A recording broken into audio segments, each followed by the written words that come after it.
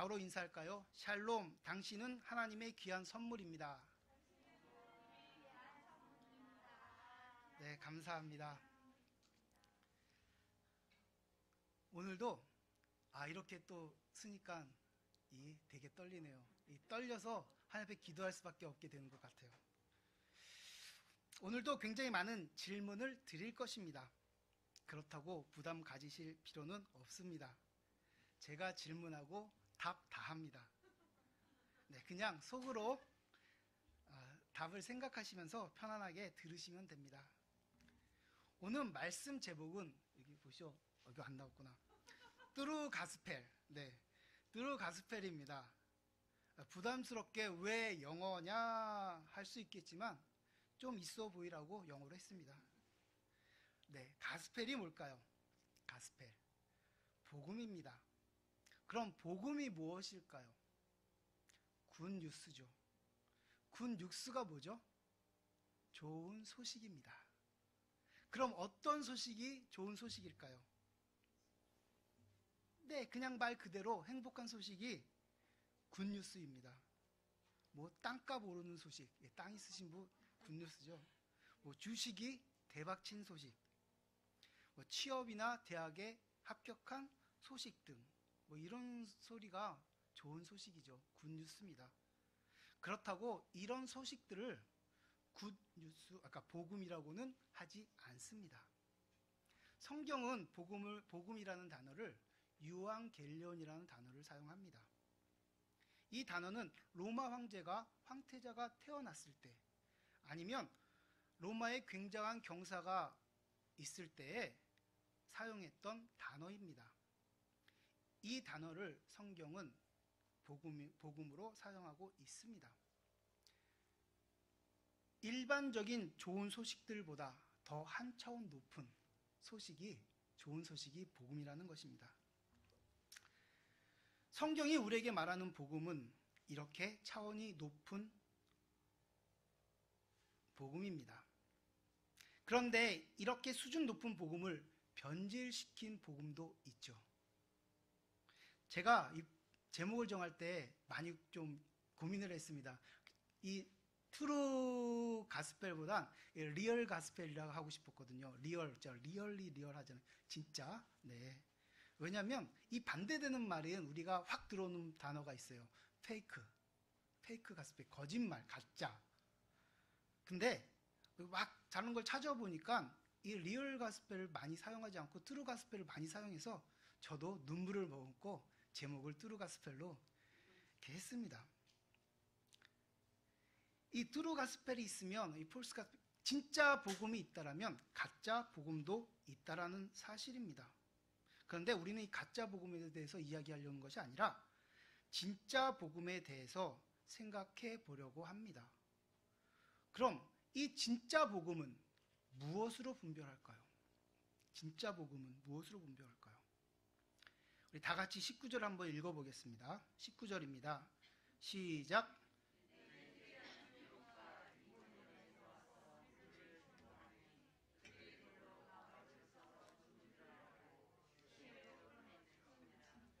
감사합니다. 오랜만에 올라오니까 계속 갈증이 나네요. 사도행전 14장 8절부터 19절까지는 바울이 루스드라는 곳에서 복음을 전파합니다. 이 루스드라는 바울의 1차 선교 여행에서 네 번째 사역지입니다. 이 네 번째 사역지인 루스드라에서 두 가지 사건이 일어납니다.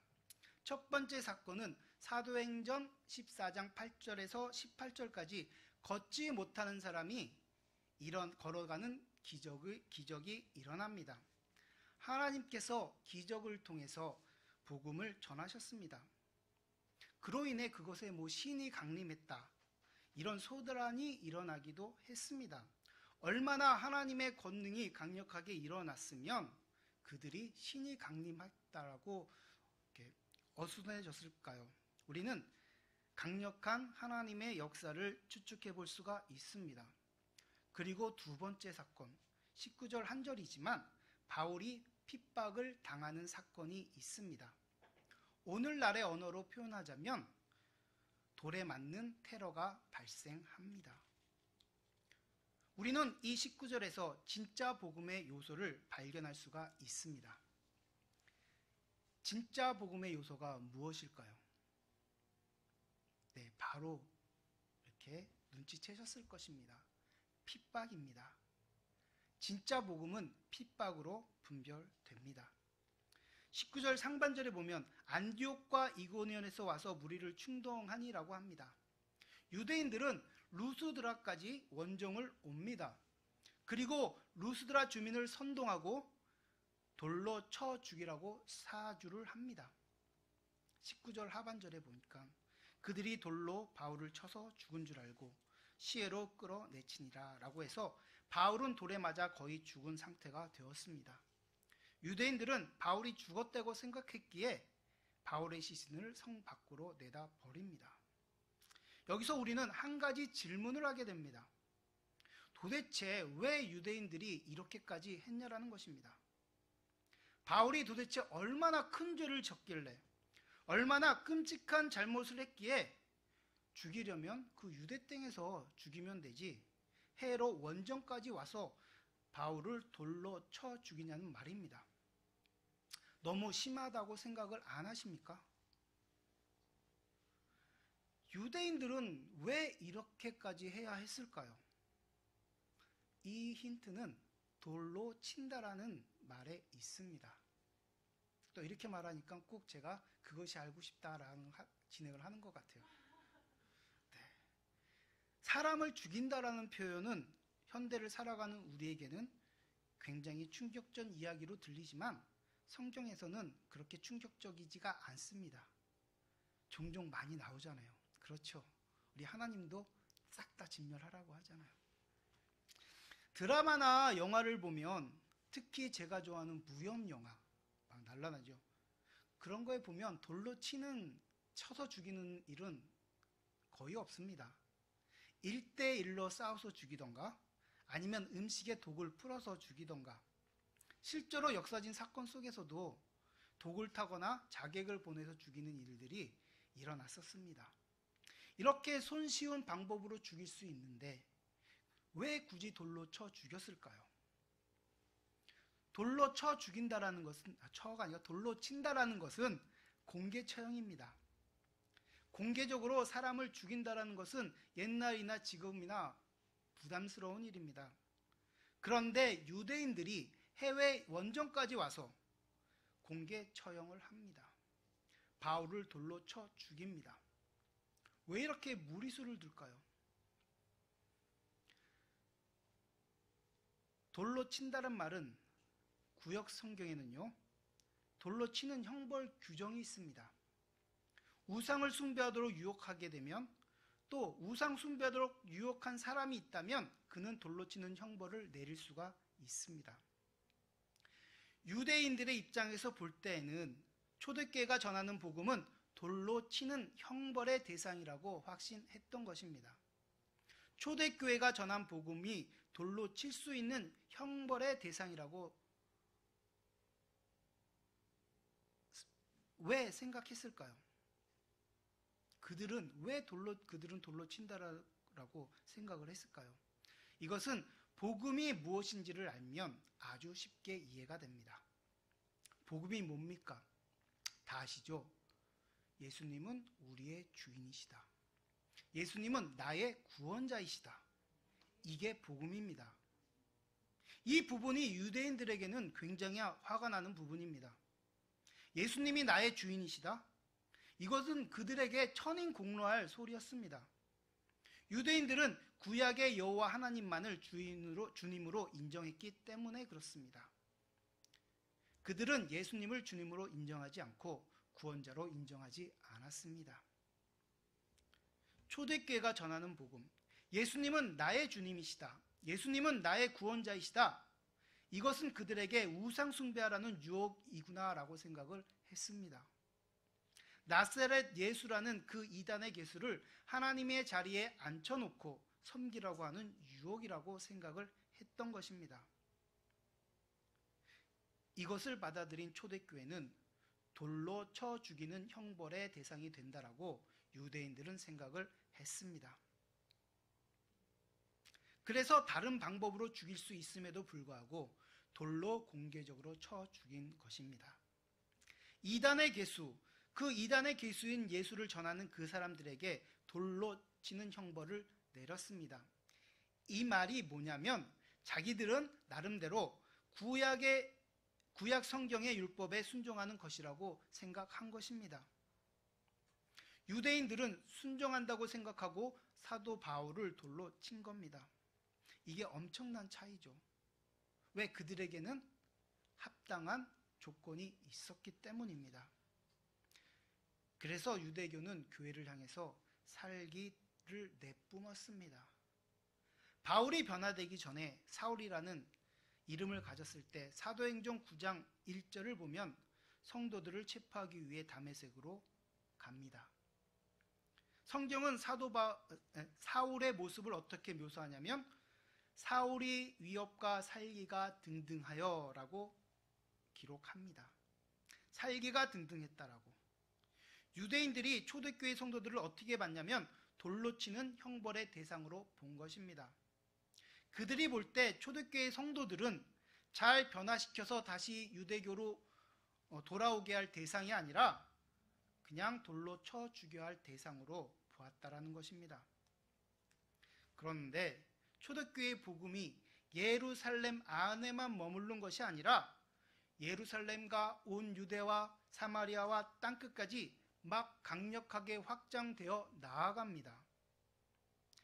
이렇게 강력하게 확장되어 나아가니까 유대인들은 분노를 통제할 수가 없었습니다. 기독교 이단이 확장된다고 확신이 되니 해외 원정 테러까지 가게 된 것입니다. 여기서 우리는 생각해 보아야 할 것이 하나 있습니다. 왜 초대교회에 복음이 강력하게 확장되어 나갔냐라는 것입니다. 강력하게 왜 확장되어 나갔던 이유가 무엇일까요?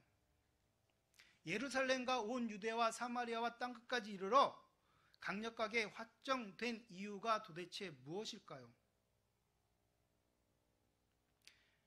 여기에 이렇게 대답하시면 안 됩니다. 속으로. 하나님이 하셨어요. 네. 이렇게 대답하시면 제가 여기서 설교할 이유가 없습니다. 우리가 묵상할 이유도 없고요. 큐티할 것도 없어요. 하나님이 안 하신 게 도대체 어디 있겠습니까? 그렇죠?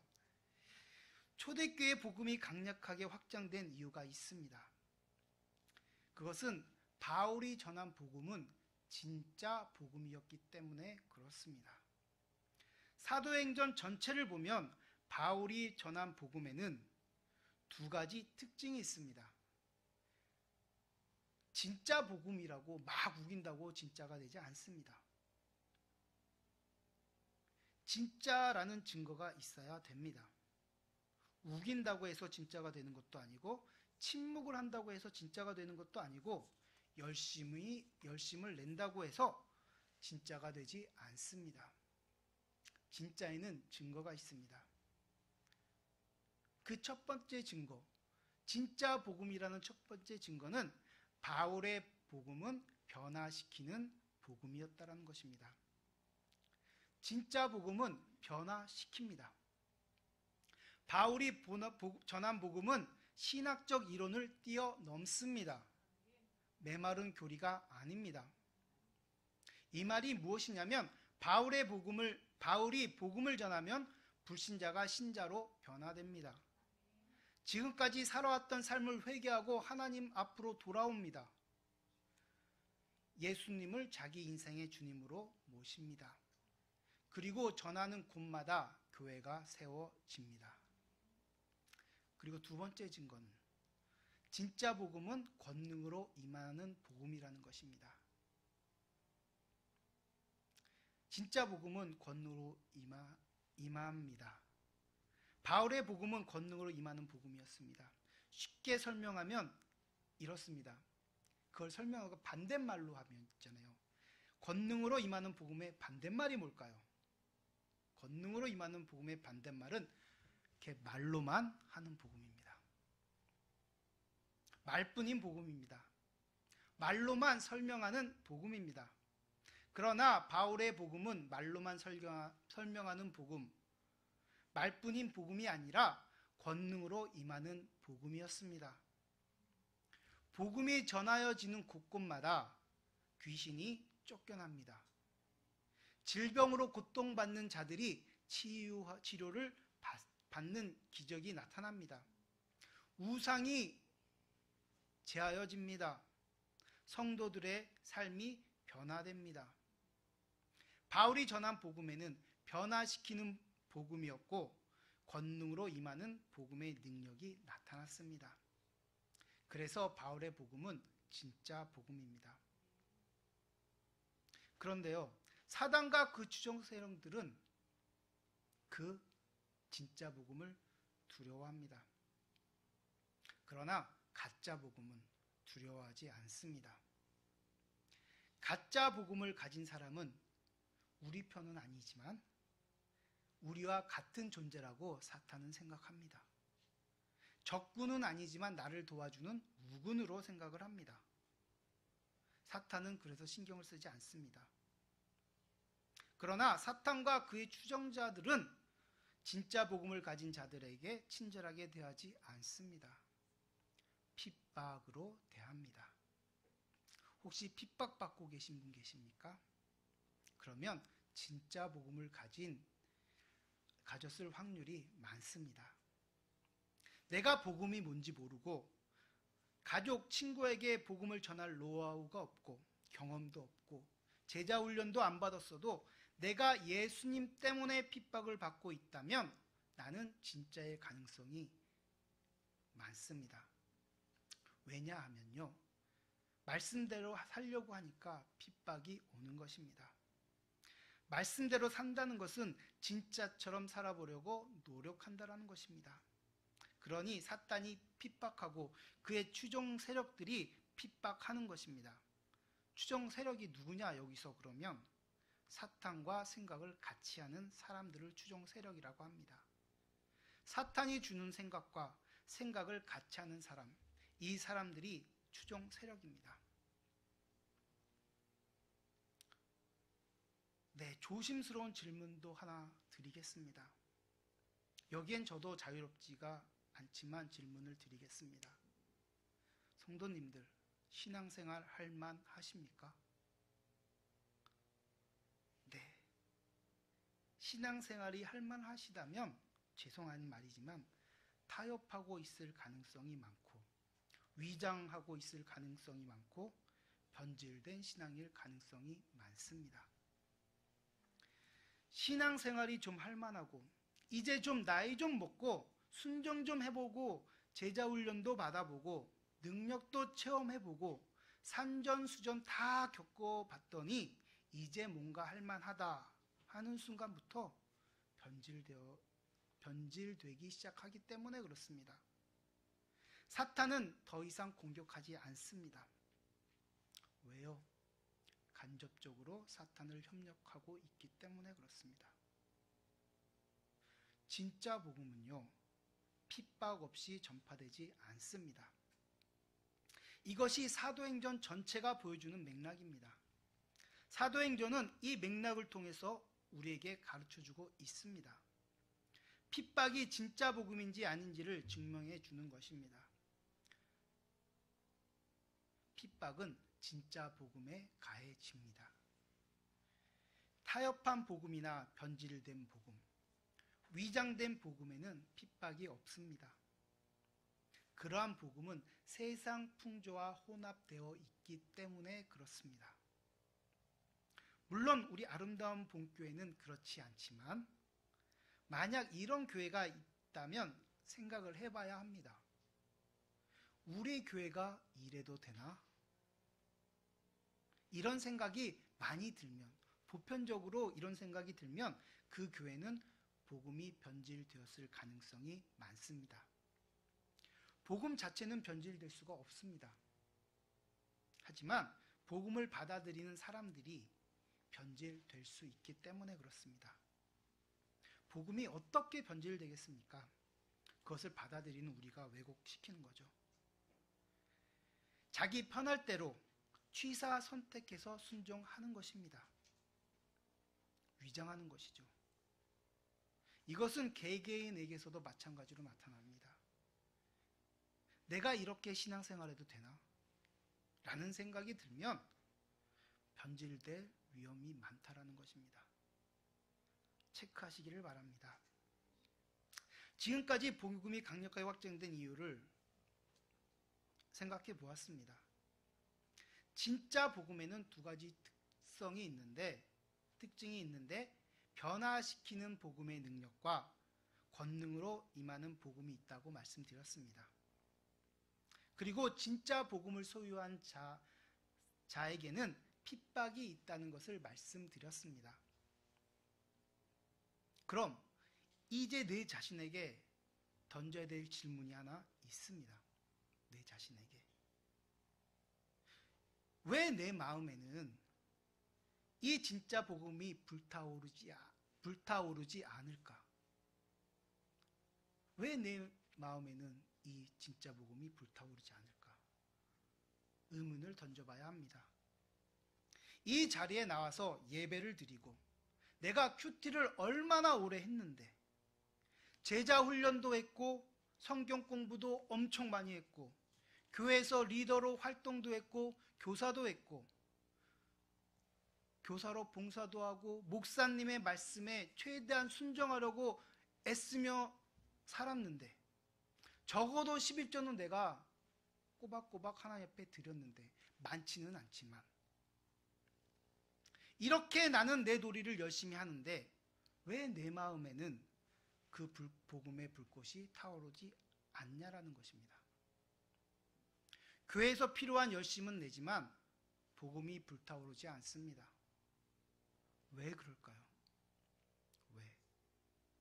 참 슬픈 대답이지만 진짜 복음을 붙잡고 있지 않기 때문에 그렇습니다. 우리는 진짜 복음을 붙들어야 합니다.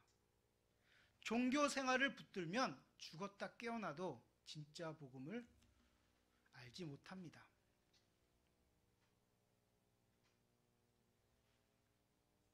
여기서 우리는 생각해 보아야 합니다. 어떻게 진짜 복음을 가질 수 있을까? 어떻게 분별할 수 있을까요? 성도님들, 진짜 복음과 가짜 복음은 겉으로는 모른다는 사실입니다. 겉만 봐서는 모릅니다. 심지어 자기 자신을 아무리 돌아보아도 잘 분별이 되지 않습니다. 진짜 복음과 가짜 복음은 거의 똑같아 보입니다. 하는 말이 똑같기 때문에 그렇습니다. 진짜 복음을 가지고 있는 목사나 가짜 복음을 가지고 있는 목사나 똑같습니다. 그 목사가 문제만 안 일으킨다면 우리는 분별하지 못합니다. 그렇죠. 그러면 어떻게 분별할까요? 참 어렵습니다. 그런데요, 하나님은 우리에게 어려운 걸 주지는 않습니다. 어렵게 생각할 뿐이지. 그것을 아주 쉽게 분별할 수 있는 방법이 있습니다. 그것은 동기입니다. 그 동기를 보면 우리는 알 수 있습니다. 영어로 모티브라고 하죠. 어쨌든 한번 해봤어요. 네, 동기가 무엇인가를 보면 구분할 수 있습니다. 그런데 그 동기라는 것은 우리가 말로는 알 수가 없습니다. 말로는 그 동기를 알 수가 없습니다. 무엇을 봐냐 하면요, 삶을 보면 알 수가 있습니다. 가짜 복음과 진짜 복음을 구분한 잣대가 있습니다. 여기서 가짜는 그냥 생략하고 진짜만 말할게요. 진짜 복음은요, 생명에 몰입합니다. 생명에 집중합니다. 이게 무슨 말이냐면 진짜 복음은 한 영혼이 지옥을 가느냐 천국을 가느냐 여기에 관심이 있다라는 것입니다. 한 영혼에 관심이 있고 그 영혼이 천국에 갈 것인가 지옥에 갈 것인가에 관심이 있기 때문에 안타까워합니다. 나를 핍박하는 상사가 있습니다. 그러나 그를 미워하는 것이 아니라 그 안에 예수가 없고 복음이 없다면 불쌍하게 보이는 것입니다. 반대로 너무 잘 나가는 상사가 있습니다. 누가 봐도 그 사람은 롤모델 같이 생긴 사람. 그러나 그 사람이 예수를 알지 못한다면 불쌍히 보이게 됩니다. 지옥으로 갈 사람으로 보이기 때문에 눈물로 기도하게 되는 것입니다. 진짜 복음은 생명에 관심이 있고 생명에 집중하게 됩니다. 그 한 영혼이 천국이냐 지옥이냐 관심 있기 때문에 진짜 복음을 가지면 마음이 급박해지고 조급해집니다. 마음의 여유가 안 생깁니다. 우리 가족에 안 믿는 사람이 있는데 기도하다 보면 뭐 좀 응답하겠지. 이런 말 안 나옵니다. 그런데 가짜 복음을 가지고 있으면요, 이렇게 말합니다. 뭐 언젠가는 응답하실 거야. 그냥 남 이야기하듯 말합니다. 그런데요, 진짜 복음이 들어가면 한 영혼이 천국이냐 지옥이냐 이렇게 보이기 때문에 그 생각이 바뀝니다. 그 사람이 언제 죽을지 모르거든요. 사람이 죽는 게 늙어서 죽습니까? 병들어 죽습니까? 네, 그렇게 죽습니다. 그런데요, 그렇게만 죽으면 우리는 얼마든지 예측할 수 있습니다. 이런 말이 있잖아요. 오는 데는 순서가 있는데 가는 데는 순서가 없다는 말. 이렇듯 죽음은 언제 어디서 일어날지 모릅니다. 걸어가다가 갑자기 머리에 뭐가 떨어져 죽을 수가 있습니다. 안전한 길을 걸어가고 있는데 갑자기 차가 돌진해 치고 죽었다라는 소식을 우리는 종종 듣습니다. 죽음은 아무도 예측할 수 없습니다. 한 영혼이 언제 죽을지 모릅니다. 이 말은 다른 말로 하면요, 이 영혼이 언제 지옥 형벌로 떨어질지 모른다라는 말입니다. 천국이 문제가 아니라 이렇게 생각하면 정말 심각한 말입니다. 지난주에 이런 소식을 들었습니다. 소식이죠. 초등학교 저학년인데 고등학교 졸업하면 교회 나오겠다고 그랬나요? 그렇습니다. 정말 안타까운 일입니다. 물론 고등학교까지 잘 졸업하면 감사하지만 우리 인생 어떻게 될지 모릅니다. 때문에 우리는 그 영혼을 안타까워할 수밖에 없고 기도할 수밖에 없다는 사실입니다. 진짜 복음은 긴박합니다. 생명을 놓고 시간을 다투기 때문에 그렇습니다. 그래서 진짜 복음을 가진 사람은 원색적으로 말합니다. 왜요? 긴박하니까요. 언제 죽을지 모르니까요. 젊다는 말에 속아 넘어가지 않습니다. 내 나이 이제 20살밖에 안 됐는데 취업하고 결혼하고 교회에 나가겠습니다. 이런 말에 속지 않습니다. 그 사람이 취업을 하게 될지 취업하기 전에 죽게 될지 어떻게 합니까? 그래서 진짜 복음은 원색적일 수밖에 없습니다. 그래서 진짜 복음은 타협이 없습니다. 천국이냐 지옥이냐 앞에 우리는 타협할 수가 없는 것입니다. 진짜 복음의 눈이 열리시기를 축원합니다. 진짜 복음의 눈이 열리면 사람을 보는 눈이 달라집니다. 진짜 복음의 눈이 열리면 세상을 바라보는 눈이 달라집니다. 세상의 그 어떤 것도 매력을 갖지 못합니다. 무의미하게 보입니다. 본질을 보는 눈이 열리기 때문에 그렇습니다. 그런데 예수를 믿지 않으면서도 가끔 이 본질에 눈을 뜨는 사람들도 있습니다. 어떤 사람들이냐면 교통사고로 나서 죽었다 깨어난 사람, 죽을 뻔한 사람, 아니면 죽음을 목전에 둔 사람들을 가끔 이런 말을 합니다. 그동안 아등바등 살아왔는데 다 부질없는 거라고. 이런 소리를 가끔 듣습니다. 죽음을 경험하니까, 죽음을 목전에 두니까 이런 말을 하게 되는 것입니다. 그런데요, 우리는 어떻습니까? 이런 것도 없는데, 그리고 예수를 믿는데, 우리는 매일 복음이라는 단어를 쓰면서도 그렇지 못한다라는 사실입니다. 아주 여유 있게 말하고 여유 있게 기도합니다. 우리 가정의 복음화를 위해서, 우리 가정에 믿지 않는 사람이 몇몇 있는데 기도해 주세요. 언젠가 믿겠죠, 기도하다 보면. 이렇게 여유를 부리며 말합니다. 그런데요, 안타깝지만 이것은요, 가짜 복음을 가지고 있을 확률이 많기 때문에 그렇습니다. 그러면 이런 질문을 던질 수 있습니다. 어떻게 하면 진짜 복음을 경험할 수 있을까요? 그렇죠? 어떻게 하면? 그 진짜 복음을 내가 경험해야 되는데 어떻게 하면 될 수 있을까요? 이건 바울의 이야기나 성경의 훌륭한 인물들이나 교회에서 열심히 봉사하고 일하는 신실한 몇몇 사람의 이야기가 아닙니까? 라고 할 수 있습니다. 나는 지금 먹고 살기 바쁘고 아침에 일찍 일어나서 밤늦게 집에 와 쓰러져 자기 바쁜 사람입니다. 그런데 나 같은 사람이 어떻게 복음을 경험할 수 있을까요? 난 취업 문제도 지금 급박하고요. 결혼 문제도 급박합니다. 그런데 어떻게 진짜 복음을 경험할까요? 목사님 말씀에는 다 동의를 하는데 그게 안 되는 걸 어떡합니까? 라는 질문을 던질 수 있습니다. 도대체 어떻게 해야 할까요? 근데요, 내가 이렇게 길게 질문을 던졌지만 답은 쉽습니다. 하나님의 주신 복음의 답은 정말 쉽습니다.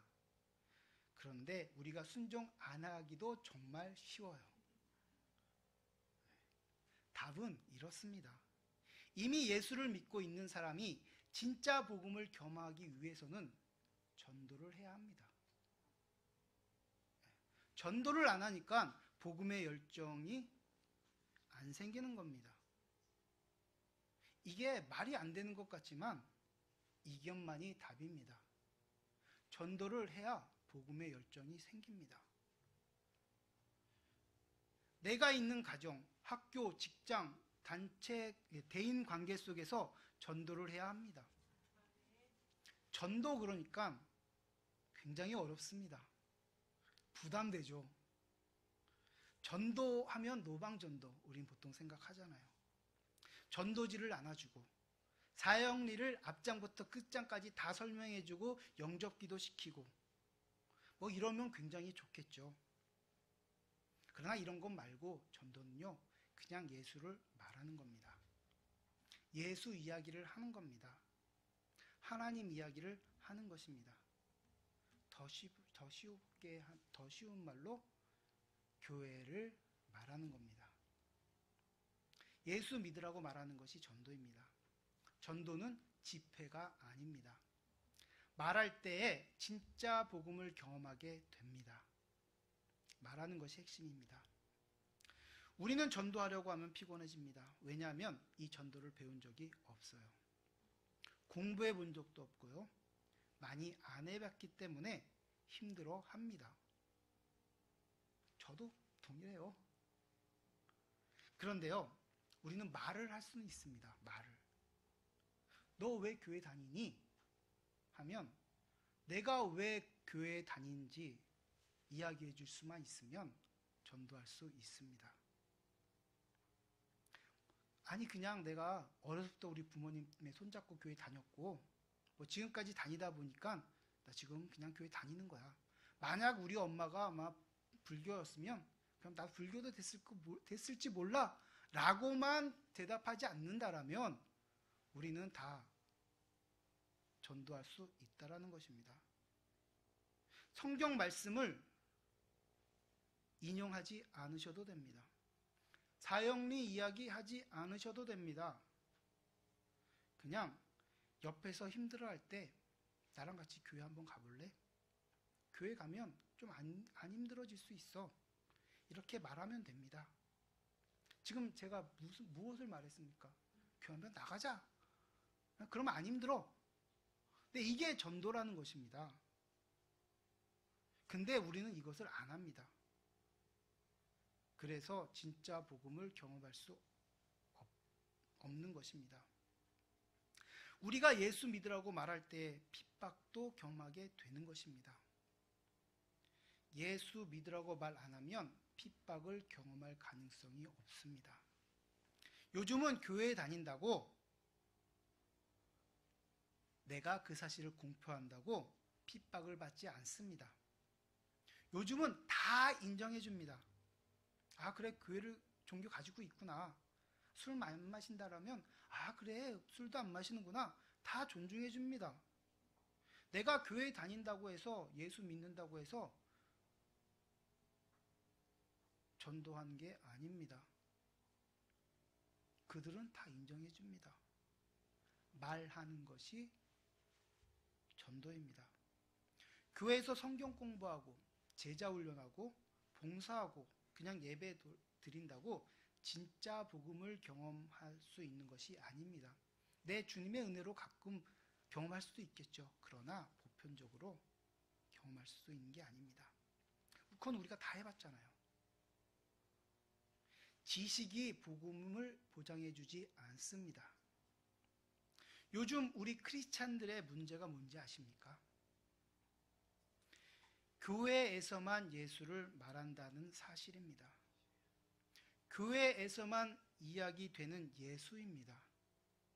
우리가 가지고 있는 예수를 가정과 직장과 학교와 대인관계에서 말하지 않습니다. 그래서 하나님의 권능은 나타나지 않습니다. 예수를 말하지 않으니까 권능이 나타나지 않는 것입니다. 굳이 하나님도 권능을 보여주실 필요가 없는 것입니다. 이건 너무 자기 주관적인 생각 아닙니까? 라고 말하실 수 있지만 아닙니다. 사도행전을 보면요, 하나님의 권능과 기적이 언제 나타난지 아십니까? 제 말이 틀리나 맞나 사도행전을 천천히 읽으시면서 생각해 보시기를 바랍니다. 하나님의 권능과 기적이 나타나는 특징이 있는데 그것은 예수 믿으라고 말할 때 나타났습니다. 설교할 때 나타났습니다. 집회할 때, 전도할 때, 예수님을 전할 때 능력이 나타났습니다.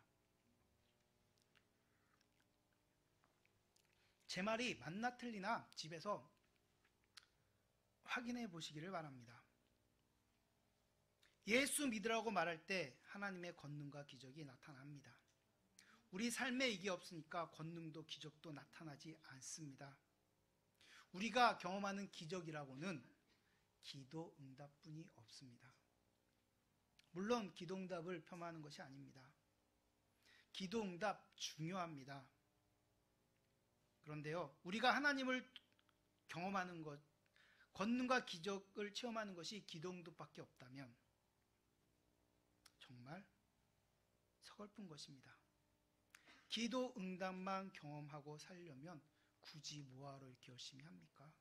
그냥 주일날 예배하고 그냥 출석하면 되죠. 사도행전에서 복음을 전파하다라는 표현이 많이 나옵니다. 복음을 전파하다, 강론하다, 선포하다 등 이런 표현들 굉장히 많이 나옵니다. 그런데 이런 표현들 사도행전 원문에 보면요, 랄레오 로고스란 말이 많이 사용됩니다. 랄레오 로고스 랄레오. 네.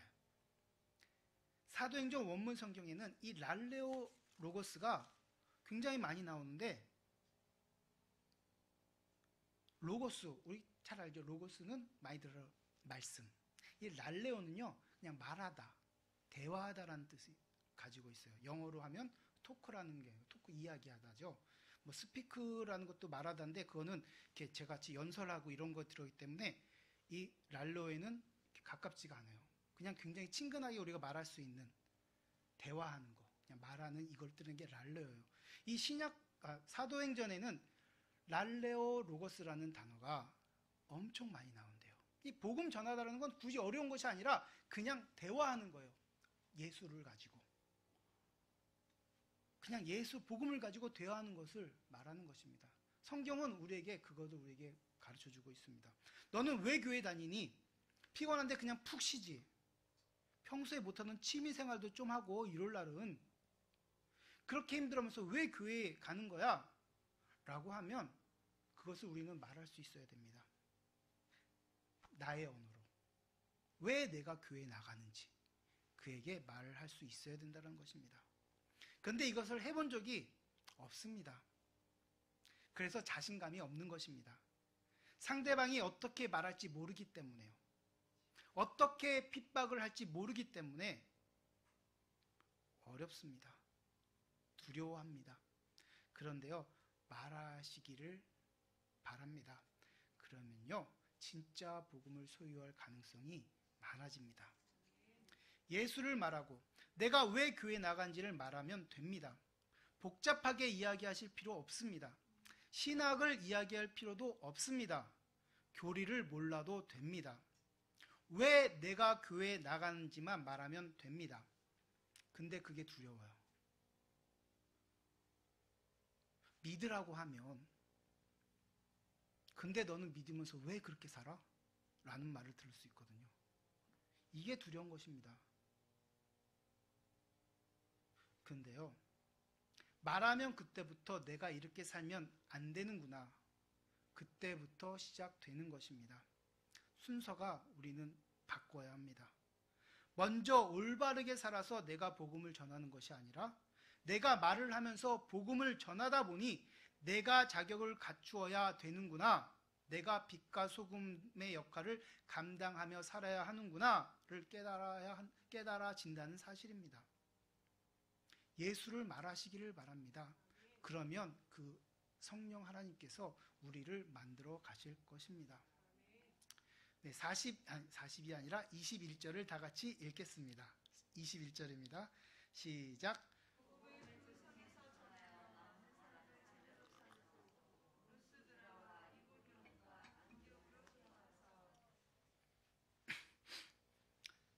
사도행전 14장 20절 21절에는요.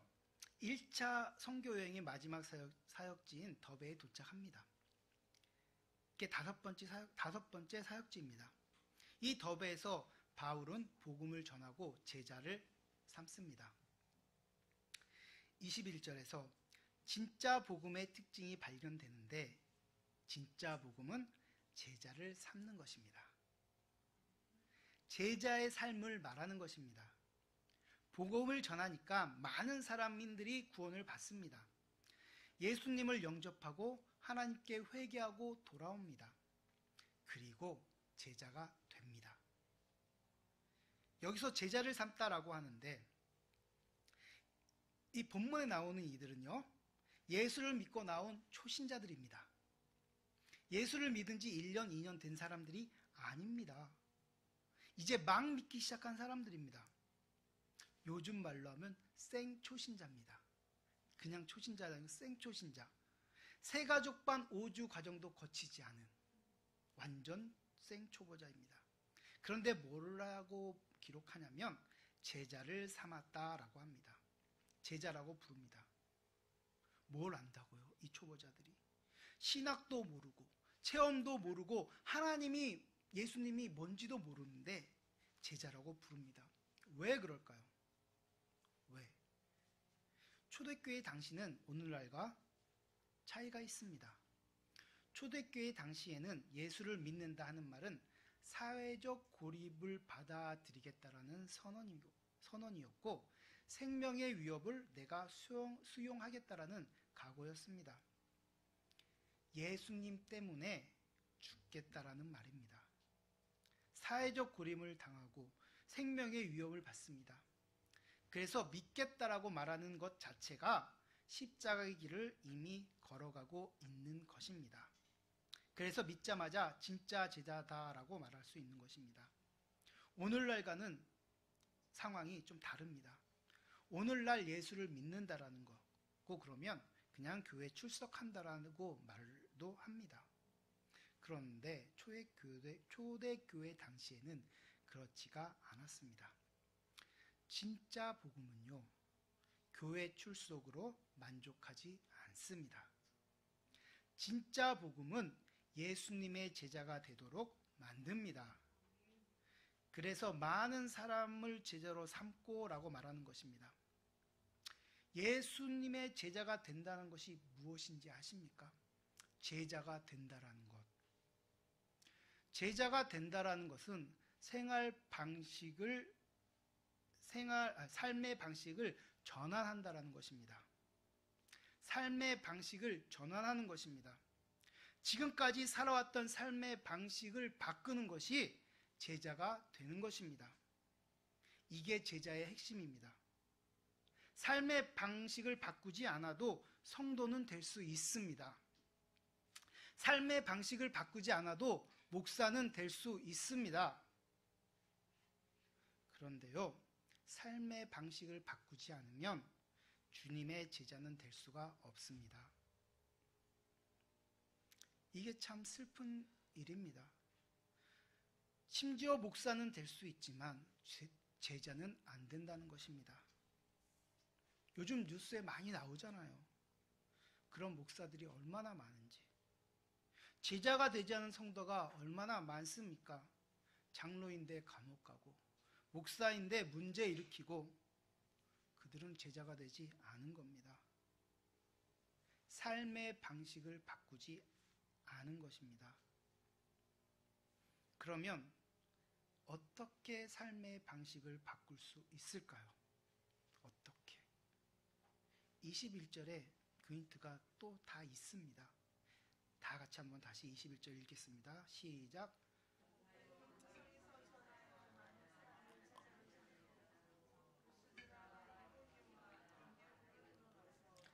네, 감사합니다. 복음을 그 성에서 전하여 많은 사람을 제자로 삼고라고 말합니다. 어떻게 제자를 삼습니까? 복음을 듣고 제자가 그들은 되었습니다. 복음 때문에 제자가 되었다라는 것입니다. 다른 말로 하면 복음 때문에 삶의 방식이 바뀌었다라는 것입니다. 그럼 이 복음이 무엇입니까? 제가 말씀드렸죠. 복음. 예수님이 나의 주님이시다. 예수님이 나의 구원자시다. 예수님이 주님이시라는 사실 때문에 삶의 방식이 바뀐 것입니다. 내 인생의 주인이 내가 아니라 예수님이라는 말입니다. 내 인생 내가 알아서 사는데 예수가 무슨 상관이고, 교회가 무슨 상관이고, 목사가 왜 옆에서 한두 마디 거두는 거야? 라고 한다라면 그 사람은 성도가 아닐 가능성이 아주 많습니다. 성도님들, 예수님이 내 인생의 주인이십니다. 내 인생 내 마음대로 사는 것이 아닙니다. 내 마음대로 살면 주님과는 늘 갈등할 수밖에 없습니다. 마음에 안 들면 교회는 옮길 수 있습니다. 그러나 하나님은 못 바꿉니다. 마음에 안 들면 딴 교회 가면 되고, 그 사람이 마음에 안 들면 딴 친구 사귀면 됩니다. 그런데요, 하나님은 바꾸지 못합니다. 하나님을 피할 곳이 없습니다. 이만큼 삶의 방식을 바꾸는 것이 중요합니다. 예수님이 주님이라는 사실 때문에 우리의 삶의 방식이 바뀌어야 됩니다. 진짜 복음이란 예수님 때문에 삶의 방식이 바뀌는 것입니다. 이게 진짜 복음입니다. 삶의 방식을 바꾸시기를 주님의 이름으로 권면을 드립니다. 우리의 인생관이 바뀌고 가치관이 바뀌어야 되고 말과 의사결정하는 것을 바꾸어야 합니다. 예전에는 그냥 쉽게 결정을 하고 내 마음대로 내가 원하는 대로 하고 그랬지만 하나님을 알아가다 보니까 그러면 안 될 것 같고 의사결정하는데 머뭇거리게 됩니다. 하나님 때문에 자꾸 기도하게 됩니다. 그리고 믿음의 선배들에게 상담을 하게 됩니다. 이게 하나님의 뜻이 맞는지 안 맞는지. 예전에는 내가 어떤 결정을 할 때 단칼에 결정을 했는데 이제는 그 결정이 한두 달 걸립니다. 그리고 하나님께 묻습니다. 참으로 답답하죠. 의사 결정할 능력도 없어 보이죠. 결단력이 없어 보이죠. 그런데요, 이 사람이 제자입니다. 이 사람은 삶의 방식이 바뀌었기 때문입니다. 예수님이 내 주인이라고 확신하니까 내 마음대로 결정하지 못하는 것입니다. 삶의 방식을 잘 전환을 잘 보여주는 말씀이 있습니다. 우리 한번 찾아볼까요? 누가복음 19장 8절입니다. 누가복음은 마가복음 다음에 있습니다. 누가복음 19장 8절, 신약성경 127페이지입니다. 누가복음 19장 8절, 우리가 다 아는 이야기입니다. 자, 다 같이 읽겠습니다. 시작. 삭개오가 서서 주께 여짜오되 주여 보시옵소서, 내 수의 절반을 가난한 자들에게 주겠사오며 만일 누구의 것을 속여 빼앗은 일이 있으면 내 갑절이나 갚겠나이다. 우리가 너무 잘 알고 있는 이야기입니다. 삭개오 이야기. 삭개오는 예수님을 만난 후 자발적인 반응을 보입니다. 이건 예수님이 시키는 일이 아닙니다. 삭개오의 자발적인 반응입니다. 내 소유의 절반을 가난한 사람에게 나누어 주겠다라고 합니다. 누가 시키지 않았습니다. 용감한 베드로가 옆구리 푹 찌르면서 내라고 하지 않았습니다. 그리고요, 속여 빼앗은 일이 있으면 내 갑절이나 갚겠다라고 합니다. 삶의 방식이 바뀐 것입니다. 이제는 그렇게 살지 않겠다라는 것입니다. 이전에는 속여 빼앗은 적도 있고 가난한 사람들이 굶어 죽든 말든 내가 신경 쓰지 않고 나만을 위해 살았는데 이제는 그렇게 살지 않겠다라는 것입니다. 삶의 방식이 바뀌었습니다. 요즘 말로 하면 이렇습니다. 예수님께 배운 대로 살겠다라는 것입니다. 배운 대로 사는 것입니다. 내가 확신한 대로 살아가는 것이 아니라, 내가 원하는 대로 살아가는 것이 아니라 배운 대로 살아가는 것입니다. 누구에게요? 예수님께 배운 대로. 예수님이 우리의 롤모델입니다. 돈을 써도 예수님께 배운 대로, 쇼핑을 해도 예수님께 배운 대로, 부동산 거래도, 자동차를 구입해도, 말하는 것도, 시간도, 결혼을 해도, 취업을 해도, 공부를 해도 다 예수님께 배운 대로 결정을 해야 된다라는 말입니다. 여기에 까칠한 사람은 이렇게 말합니다. 도대체 이걸 다 예수님이 언제 가르쳐 주셨냐고. 뭐 예수님께 배운 대로 하냐고. 그런데요, 우리는 이것을 성경에서 배웁니다. 우리 아름다운 본교회 성도님들은 날마다 성경을 읽고 계십니다. 그 속에서 찾아내는 싸움을 하셔야 합니다. 그냥 읽고 끝나는 것이 아니라 묵상하고 삶에서 살아나는 싸움을 하셔야 된다라는 말입니다. 이게 예수님께 배운 대로 한다라는 것입니다. 성경에는 예수님의 삶의 패턴이 있습니다. 예수님의 삶의 흐름이 있습니다. 그것을 보는 것이 성경 공부하는 것입니다. 성경 공부는요, 단순히 그 답을 찾고 그 맞추는 것이 아니라 예수님의 삶의 패턴을 배우는 것입니다. 성경의 인물들의 삶의 패턴이 있습니다. 그 흐름이 있습니다. 그 흐름의 메커니즘이 있습니다. 갑자기 또 이거 탁 나오니까 당황스럽죠? 그래서 제가 또 네이버님에게 이거를 물어봤습니다. 네이버님에 의하면 어떤 사물이 어떻게 작동하는 원리라고 말을 합니다. 어떤 것을 할 때 그것을 작동하는 원리. 성경이 말하는 삶의 메커니즘이 뭡니까? 이것을 나의 말로 할 수 있어야 합니다. 여기 와서 예배 드리는 성도님들이나 영상으로 예배 드리시는 모든 분들이 다 각자의 언어로 말할 수 있어야 된다는 것입니다. 각자의 언어는 다 틀리겠죠. 20, 30개의 언어가 나오겠죠. 그런데 이 언어들을 다 통합해 보면, 취합하면 한 단어로 기결됩니다. 같은 말을 합니다. 왜요? 한 분에게 배웠기 때문에 그렇습니다. 단어가 다르고 표현이 달라도 결국 같은 말입니다. 한 분 예수님께 배웠기 때문에 그렇습니다. 사도 바울이 이 부분에 대해서 어떻게 이야기했는지를 찾아보면서 말씀을 마무리 짓겠습니다. 다 끝났습니다. 네, 신약성경 빌립보서 4장 9절입니다. 빌립보서 4장 9절.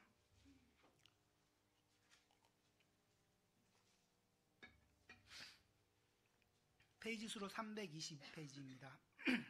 빌립보서 4장 9절 말씀 다 같이 읽겠습니다. 시작.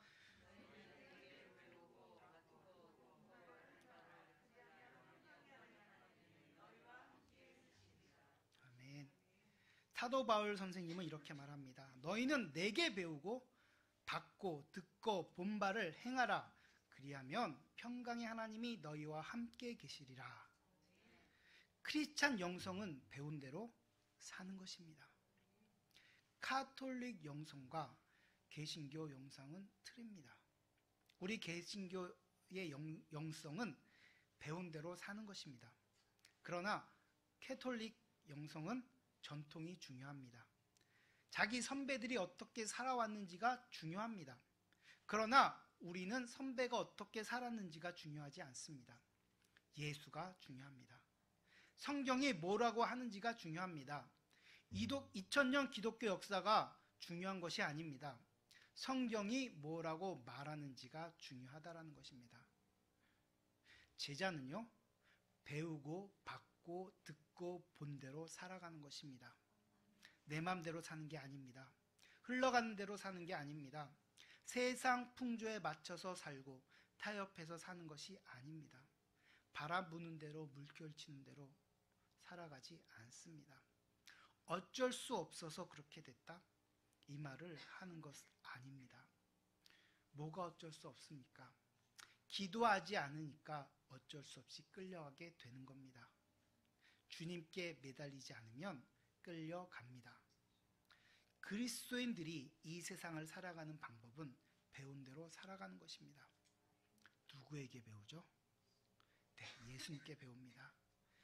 예수님을 잘 배웠던 사람이 사도 바울입니다. 그래서 사도 바울은 내게 배우고 받고 본 바를 행하라라고 자신께 말하는 것입니다. 이 말은 결국 뭐냐면요, 예수님을 배우라는 말입니다. 배운 대로 살았던 사도 바울의 고백처럼 아름다운 본교회 성도님들도 이런 고백, 내게 배우고 받고 듣고 본 바를 행하라 라는 삶을 살아가는 은혜가 있기를 주님의 이름으로 축복드립니다.